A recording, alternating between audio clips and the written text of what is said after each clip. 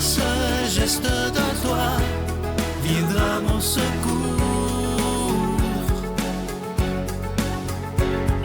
Viens semer dans mon âme le grain de l'amour.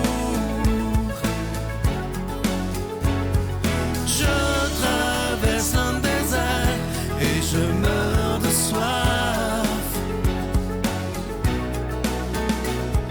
Montre-moi le mystère qui garde la foi. Bonjour et bienvenue à votre émission La Victoire de l'amour en ce mardi 11 octobre. J'espère que vous allez bien à la maison. Je vais très bien pour ma part. On rejoint tout de suite pour sa chronique William Baudouin et à l'homélie, ce sera Stéphane Roy.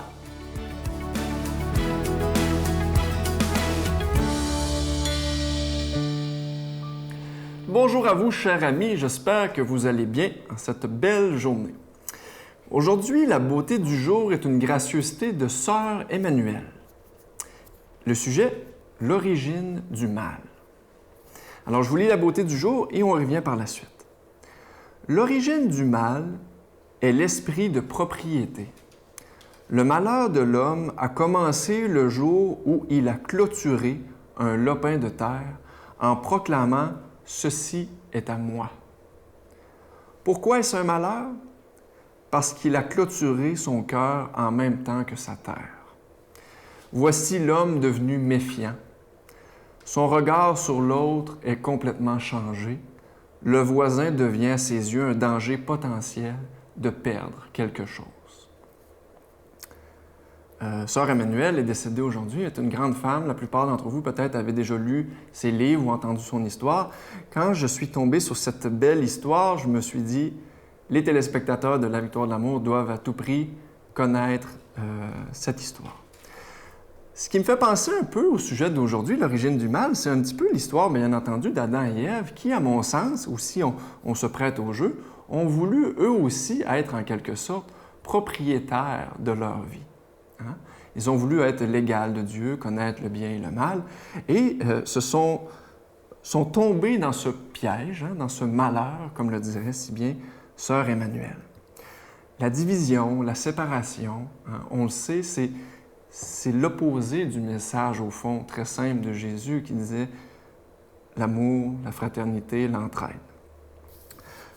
J'ai l'impression qu'aujourd'hui, quand on lit l'Évangile, quand on parle avec des gens qui sont dans un cheminement spirituel, chrétien, j'ai l'impression qu'on comprend un peu plus ce que Sœur Emmanuelle veut dire par l'origine du mal est l'esprit de propriété.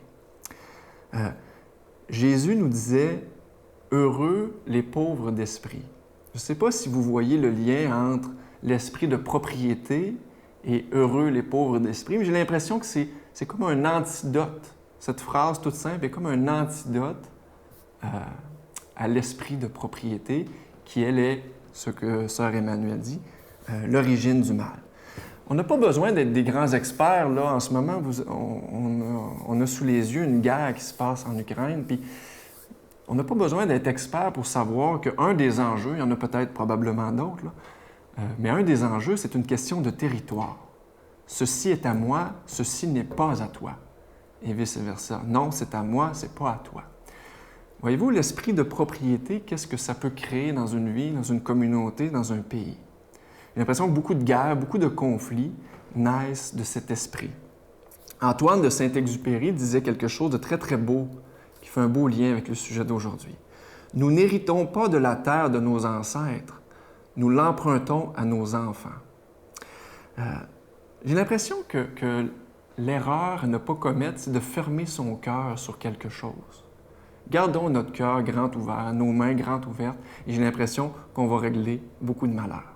Sur ça, je vous souhaite une excellente semaine. Notre Père qui es aux cieux, que ton nom soit sanctifié, que ton règne vienne, que ta volonté soit faite sur la terre comme au ciel. Donne-nous aujourd'hui notre pain de ce jour. Pardonne-nous nos offenses, comme nous pardonnons aussi à ceux qui nous ont offensés. Et ne nous laisse pas entrer en tentation, mais délivre-nous du mal, car c'est à toi qu'appartiennent le règne, la puissance et la gloire pour les siècles des siècles. Amen.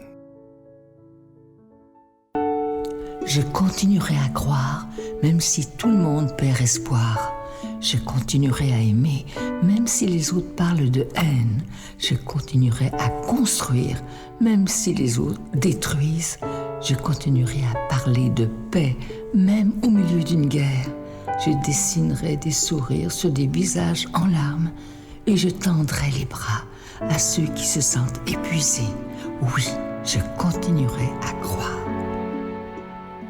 Je suis tellement content de vous présenter mon tout nouveau livre qui s'intitule « La vie après la mort, ce que Jésus nous promet ». C'est un livre que j'ai beaucoup aimé à faire. D'ailleurs, j'y ai vraiment mis tout mon cœur. Il est facile à lire, écrit en gros caractères. Et vous allez réaliser toutes ces promesses que Jésus nous a faites quand notre mort arrivera. Évidemment, comme ça va tous nous arriver, ça vient avec la vie. Mais moi, je crois qu'il faut arrêter d'avoir peur de la mort, mais l'apprivoiser. Et je pense que ce livre-là va nous aider à apprivoiser la mort et même s'en faire un ami. Vous savez, c'est Félix Leclerc qui dit « C'est grand la mort, c'est plein de vie dedans ». Alors, je vous rappelle que vous recevrez ce livre avec un don de 25 $ et si vous en voulez deux, avec un don de 40 $. Je vous donne l'adresse. La Victoire de l'amour, case postale 120, succursale Boucherville à Boucherville, le J4B 5E6. Je vous la redonne. La Victoire de l'amour, case postale 120, succursale Boucherville à Boucherville, le J4B 5E6. Également par téléphone, par carte de crédit du lundi au vendredi de 8h30 à 16h30 dans le 514-523-4433, 523-4433 ou sans frais le 1-888-811-9291, 1-888-811-9291 et aussi notre site Internet. Vous savez que par Internet, c'est une façon très rapide, sécuritaire et efficace de faire votre don. Alors, je vous donne l'adresse, c'est le www.lavictoiredelamour.org. Alors, je vous rappelle le titre du livre, vous allez le voir à l'écran, « La vie après la mort, ce que Jésus nous promet » et en sous-titre, « On ne s'éteindra jamais ». Merci de tout mon cœur d'être des défenseurs de la foi. Merci.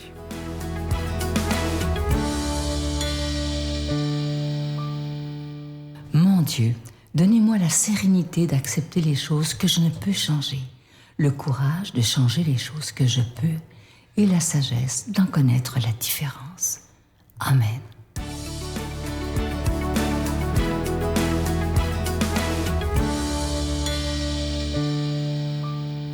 Bonjour à toi, bon mardi. Évangile de Jésus-Christ selon saint Luc. Comme Jésus parlait, un pharisien l'invita à déjeuner chez lui. Il entra et se mit à table. Le pharisien fut étonné en voyant qu'il n'avait pas d'abord fait une ablution avant le déjeuner. Le Seigneur lui dit, « Maintenant, vous, les pharisiens, c'est l'extérieur de la coupe et du plat que vous purifiez, mais votre intérieur est rempli de rapacité et de méchanceté. Insensé. Est-ce que celui qui a fait l'extérieur n'a pas fait aussi l'intérieur? Donnez plutôt en aumône ce qui est dedans, et alors tout sera pur pour vous. » C'est, je dirais pas une scène du cœur à ses raisons, mais c'est une scène de film en tout cas. Imaginez une rencontre entre deux personnes qui semble fort intéressante et qui appelle à un prolongement. Et un prolongement qui est « viens manger, viens manger ». Bon, soit chez moi, soit dans un restaurant, mais quand même, on invite quelqu'un parce qu'il a de l'importance, parce qu'on veut le connaître, parce qu'on veut discuter. Et voilà qu'on est surpris parce que l'autre, l'invité, ne respecte pas l'étiquette. Et c'est le scandale. On imagine que sans doute le pharisien, dans cette phrase, le pharisien fut étonné en voyant, c'est pas juste une lecture de cœur que Jésus a fait. Il y a sans doute eu manifestation visible dans le visage, dans le regard, ou peut-être même dans la parole du pharisien. Mécontentement. Hein? On lève le nez. Et Jésus de saisir. Pas pour s'excuser, ce qu'il y aurait pu, mais pour s'expliquer. Et bien évidemment, le rabbi, le maître de vie intérieure qu'il est, eh bien, sert une leçon de vie spirituelle, d'intériorité, pour aller au-delà des étiquettes, pour aller au-delà des pratiques extérieures, pour comprendre le rite, le rite, pour les comprendre. Parce que très souvent, on fait des choses parce que c'est comme ça, on l'a toujours fait. Mais pourquoi? On ne le sait pas. Et parce qu'il est question dans ces gestes d'ablution, eh bien, de rite spirituel, Jésus en donne la signification. Quand tu te laves les mains, pense que ce n'est pas juste tes mains matérielles qui doivent être propres, mais c'est tes actions. Tu agis avec tes mains. Que tes actions soient pures. Hein? Quand tu te laves le visage, eh bien, c'est pas juste pour pas avoir la face pleine de sébum, mais ou qu'on dise « Oh, il est beau, elle est belle », non. Mais c'est que ton âme soit pure. Et c'est là que, ça m'a donné un jour l'occasion d'expliquer ça à des gars à la prison, des jeunes à qui je parlais, avec qui je change souvent, et qui sont musulmans, et qui pratiquent encore, eux, les ablutions avant la prière. Et je leur ai demandé, « Savez-vous pourquoi? » Et puis ils ne savaient pas. Alors je leur ai dit ça. Ils ont dit, « Oh, c'est intéressant. » Oui. Parce qu'on fait des choses parfois, puis on ne sait pas pourquoi. Et dans la vie spirituelle, ce n'est pas tellement l'extérieur qui prédomine que l'intérieur. C'est le cœur. C'est le cœur. Avec nos vertus, avec notre capacité d'aimer, avec notre liberté intérieure, ce qu'on appelle la pureté. Alors, dans cet évangile, regardons un peu les pourquoi de nos gestes. Regardons un peu les pourquoi de nos rites. Pourquoi vas-tu à la messe? Pourquoi fais-tu le chapelet? Pourquoi dis-tu cela? Et à ce moment-là, c'est l'occasion de réforme, de changement, de transformation de nos habitudes. Bonne semaine. Je vous salue Marie, pleine de grâce. Le Seigneur est avec vous. Vous êtes bénie entre toutes les femmes, et Jésus, le fruit de vos entrailles, est béni.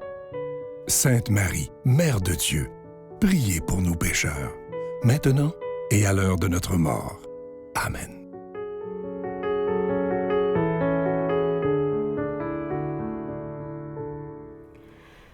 Aujourd'hui, montrons notre foi, non pas en parole, mais en geste. Et j'irai plus loin en vous encourageant à faire quelque chose de beau, de grand, de noble, mais que Dieu seul verra l'effort que vous avez mis.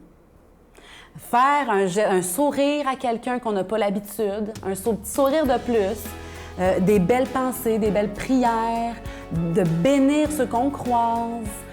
Allons de l'avant dans l'amour, Dieu nous le rendra assurément. Bonne journée.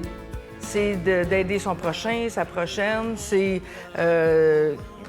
ma priorité, moi, ma vie spirituelle. Puis je faisais rire de moi quand je disais ça il y a 30 ans. Je m'en irai dormir dans le paradis blanc, où les nuits sont si longues qu'on en oublie le temps. Tout seul avec le vent.